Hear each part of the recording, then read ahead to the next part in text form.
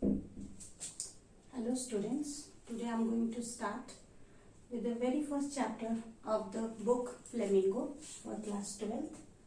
The name of the chapter is The Last Lesson, written by Alphonse Daudet.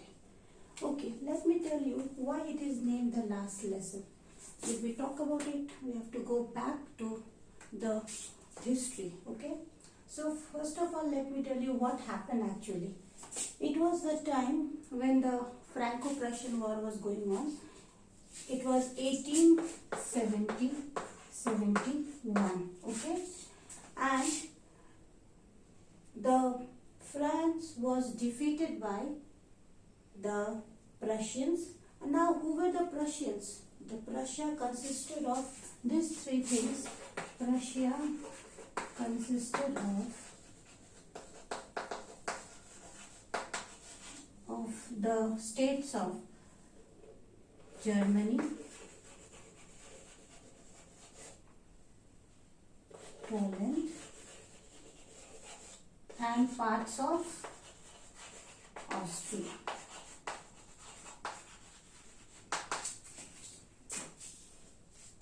Now, during the war, two districts of France, the names were Alsace and Lorraine.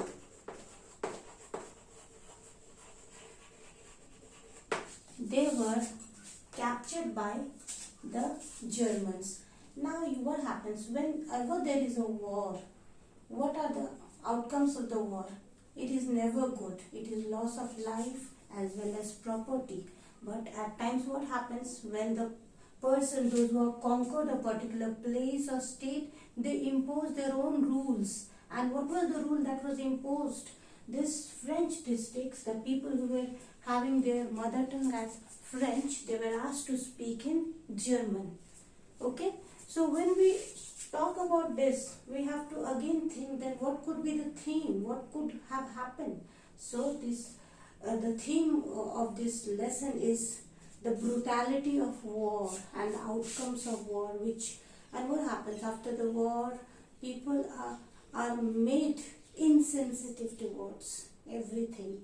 They are not able to practice what they want to do. Okay, during the war, the people are deprived of not only political freedom, but they are also asked not to speak their own mother tongue, and that is what happens. Now, when we read the lesson, we'll come to know that people, they start realizing the importance of language. And what is the importance of language? When you know your mother tongue well, you feel that you are very, very comfortable. When you go to a foreign place and we are not able to communicate because you are not knowing that language, what happens? You feel deprived of something and you are not able to enjoy anything. And another thing the writer wants us to understand through this lesson is that we should never postpone learning. That is what the people of France did. They did not give importance to their own mother tongue. They thought that they would learn everything the next day. The days again and again they kept on postponing, and what happened? When they came to know that from next day they won't be able to learn their own language or they won't be able to speak their own mother tongue, they feel so regretful that they had misused what had been gifted to them by God. So that is why we never know when a day will come and when we will be doing our last lesson. So the title of the lesson is also very justified, and hence when we proceed with it and we come to know that the last lesson is written because that last lesson is supposed to be the last day of the French language in the districts of Alsace and Lorraine. Now we talk about two protagonists of this story. There, first is a small boy whose name is Franz, and his French teacher, Mr. M. Hammer. Now Franz, when we read the story, when you read the lesson, you'll come to know that it's a story told by a small boy called Franz, and he tells his feelings all about he has been doing and what are the consequences, what he feels when he comes to know that this is perhaps going to be the last lesson of French and he won't be learning his own mother tongue from the next day. Okay, so when he is like any other boy in the school, you see that small children, they are not so happy going to school. They want to stay home or they want to do something or the other. That is what happens to Frank also. He's a happy-go-lucky child and he wants to spend his day outside. He doesn't want to go to school and attend and do anything. And that day when he comes out of the home, he thinks that he should spend his time playing outside because the weather was so beautiful. It was sunny, there was bright sunshine, and he wanted to play with the bird's nest, the eggs. He wanted to hear the chirping of the birds, and he also saw the German soldiers. They were drilling at the end of the sawmill. So he thought that it is better he stays outside instead of going to the school. Now the reason for not going to the school was not something which is usual. The thing was that Mr. M. Hamel had told that he would be asking things on participle, and his topic was participle for that day, and Frank was scared to go because he thought that if he goes there he will be caught and scolded by Mr. M. Hamel because he knew nothing about participle. Okay, so he decided that he would not go to school because everything was so tempting outside, but suddenly he was able to resist his temptation and he starts for the school. I'm telling you the summary in short before going to the lesson line by line. So he starts, and after resisting his temptation towards school, while going he crosses the town hall, and there he sees that there was a huge crowd, outside the town hall. This is what happens. Anything we come to know through television, through social networking sites, through telephone, email, everything. We're so accessible to the new things, and we don't have to bother that someone will come and inform us because we have become so high tech.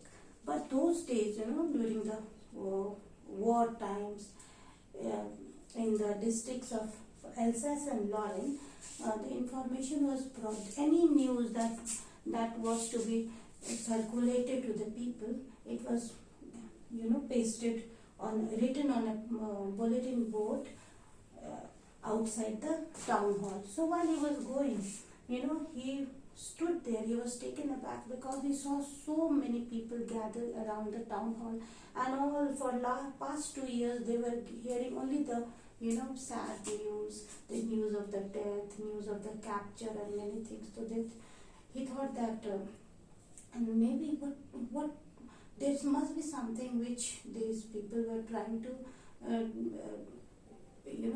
know. So he stood there and he saw a man standing there, and he told him that, see, why are you hurrying to school? There is plenty of time. Now this boy, he was scared of Mr. M. Hamel. He didn't want to wait. He didn't want to know what was written on the bulletin board. He rushed towards the school. Now children, when you go to school, there is so much of commotion, there is so much of noise. The children, they run here and there. The same situation was there in his school every day. There was so much of commotion, the children shouting and pulling of the desk and so many other things which you could hear from the street. But that day when he came near the school, he was surprised to see that it was so peaceful, it was so quiet, it was just like as if it was a Sunday morning. And now why is this line word Sunday morning used? Sunday morning because schools are closed on Sunday, so the school building gives a very sad picture because there is no noise, no running on hustle and bustle of school children. So he says that that day also it was just like as if it was Sunday morning because he could not hear anything outside. He goes, and since he was late for the school, he wanted to escape. He wanted to go inside the room without being noticed. And when he goes inside, but Mr. M. Hamill looks at him and says, "Dear, come, we were about to start without you." So he goes slyly, quietly, and enters the classroom. But what does he see? He sees the benches that were usually empty every day. They were occupied by the elderly members of the village. He was shocked. What could be the reason? Why were they sitting inside? And then when he sat down, he looked at the teacher and he saw that the teacher was as well dressed in very fine clothes, the clothes he used to wear on the days of the prize distribution or inspection days. So what was the reason? He was also in a very fine piece of clothes and he was wearing a embroidered hat as well. So he looked around and he was in a shock.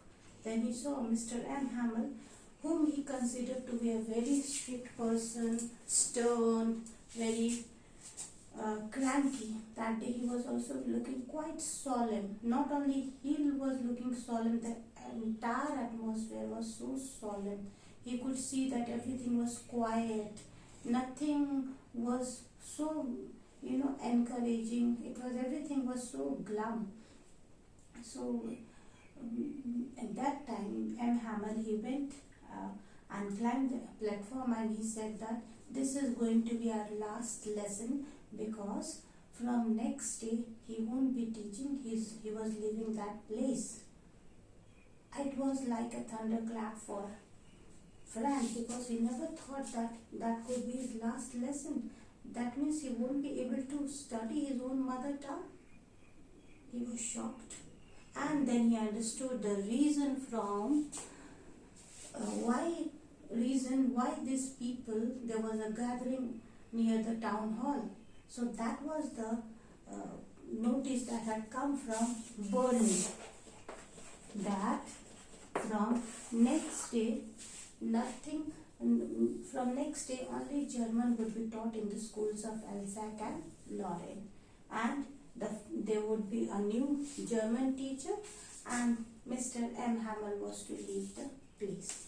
Now he understood everything, one by one, the reason for overcrowding near the town hall, the elderly people sitting at the back of the bench, classroom. He understood that M. Hamill, he was supposed to leave the place and go away, and they would be meeting their German teacher the next day, and just to pay tribute to 40 years of his service to the nation, they had come to pay their homage to Mr. M. Hamill. That was the reason why everyone had come and why the school was so quiet. He understood very well and he became so regretful that all these years he had wasted.